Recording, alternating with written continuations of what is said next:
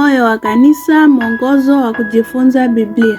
Tunakuwa kwenye robo ya 4 na kichwa kinachosema la mission de Dieu, ma mission. Utume wa Mungu, utume wangu. Karibuni kwenye juma ya 10 na somo linalosema la mission auprès des non atteints, première partie. Utume kwa ambao hawajafikiwa, sehemu ya kwanza. Le verset est à mémoriser: le Dieu qui a fait les mondes et tout ce qui s'y trouve, étant le Seigneur du ciel et de la terre, n'habite point dans les temples faits des mains d'hommes. Acte 17, 24. Fungu la kukariri. Mungu aliyeufanya ulimwengu na vitu vyote vilivyomo, yeye kwa kuwa ni Bwana wa mbingu na nchi, hakai katika hekalu zilizojengwa kwa mkono. Matendo ya Mitume 17:24. Sasa swali, comment, changamoto, tunaweza kufanyaje? Swali, comment, changamoto yote usikose kuandikia kwenye comment ama kwenye namba yetu hii ya WhatsApp. Rafiki yangu, usikose kulike, share na kusubscribe na kutumia watu wengine, utakuwa umefanya utume. Karibuni kwenye somo la leo. Asante, tunayo furaha mara tena kuwa pamoja na wewe kwenye mwongozo wa kujifunza Biblia. Leo tunakuwa kwenye siku ya mercredi na somo nzuri inayokuwa na kichwa kinachosema kumtambulisha Mungu mpya. Kumtambulisha Mungu mpya ama la présentation de nouveau Dieu. La présentation de nouveau Dieu. Hapa tumeona kwamba kuanzia kwenye somo tulilolianza hadi jana tumeona kwamba Paulo alipokuwa huko Athene, kufuatana na mbinu alizozitumikia, alikuwa amefanya wale watu wawe na hamu na shauku ya kumsikiliza vizuri sana kupitia mbinu tofauti alizozitumia. Na wote walipoanza kumsikia sasa, akawatangazia Mungu mpya, akawatambulisha Mungu mpya ambao hao zamani walikuwa hawamjui, kwa sababu walikuwa na ibada ya sanamu na miungu mingine sana. Matendo ya Mitume 17:24 hadi 27. Matendo ya Mitume 17:24 hadi 27. Hapa tunaona ni mbinu gani Paulo alitumia wakati aliwatangazia hawa injili wale watu wa Athene. Actes des Apôtres 17:24-27 inasema: le Dieu qui a fait les mondes et tout ce qui s'y trouve, étant le Seigneur du ciel et de la terre, n'habite point dans les temples faits des mains d'hommes. Il n'est point servi par les mains humaines, comme s'il avait besoin de quoi que ce soit. Lui qui donne à tous la vie, la respiration et toutes choses. Il a fait que tous les hommes sortis d'un seul sein, habitant sur toute la surface de la terre, et a déterminé la durée des temps et des bornes de leur demeure. 27. Il a voulu qu'ils cherchassent le Seigneur et qu'ils s'efforçassent de le trouver, attentonnant, bien qu'il ne soit pas loin de chacun de nos paroles de l'Éternel. Kwa watu ambao walikuwa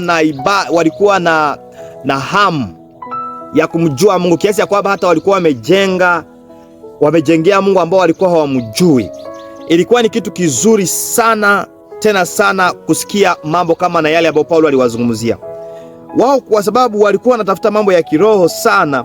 Walikuwa wamejengea hata Mungu ambaye walikuwa hawamjui, lakini Paulo akawaambia ya kwamba Mungu yule ambao hamjui hakai katika nyumba ambayo imejengwa na mikono ya wanadamu, hakai katika hekalu ambayo imejengwa na mikono ya wanadamu.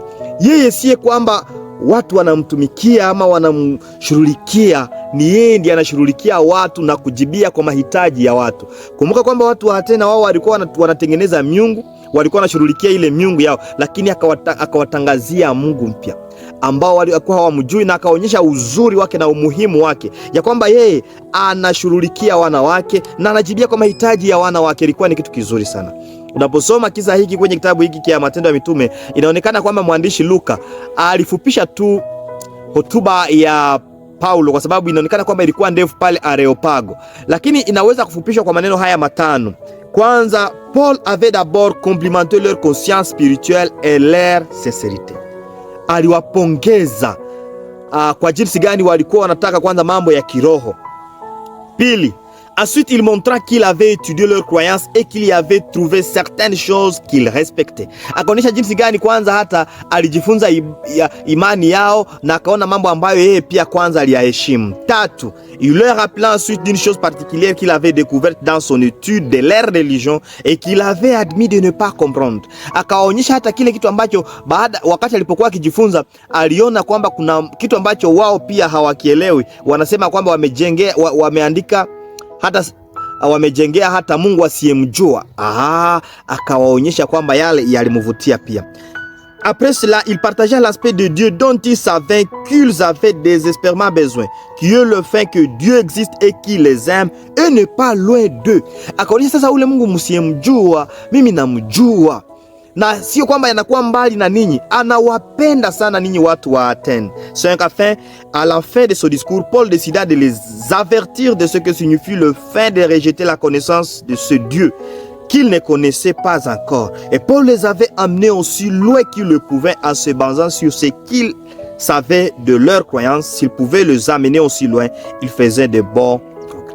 Hivi njia Paulo alizitumikisha katika huduma yake huko Athene. Tunaweza kuzitumikisha mara sisi pia tunapofikia wale watu ambao hawajamjua Mungu. Itakuwa ni njia nzuri ambayo tukitumikisha watu wengi wanaweza kuja kwa Yesu hakika. Kupitia mbinu hizi ambazo ni za rahisi, lakini tukizitumia zinaweza kufanya kazi. Je, ni kusudi lako kufanya kama Paulo ukitumia mbinu hizi? Ukianzia mahali ambapo watu walipo. Tusitafute tu kufundisha wale watu mambo ambayo tunayajua. Tujifunze pia kwa yale ambao wanayajua. Turuhusu nao kwanza watufunze kwa yale wanayokuwa nayo. Hivi pale tukianzia pale itakuwa ni kitu kizuri. Twende kwa maombi. Asante Yesu mara tena kwa somo la leo. Umetufunza mengi kuhusu Paulo na utume wake huko Athene. Utufunze pamoja na mtazamaji na msikilizaji jinsi gani ya kufanya utume wako kwa wale watu ambao hawajakujua, katika jina la Yesu Kristo, amen. Mungu akubariki.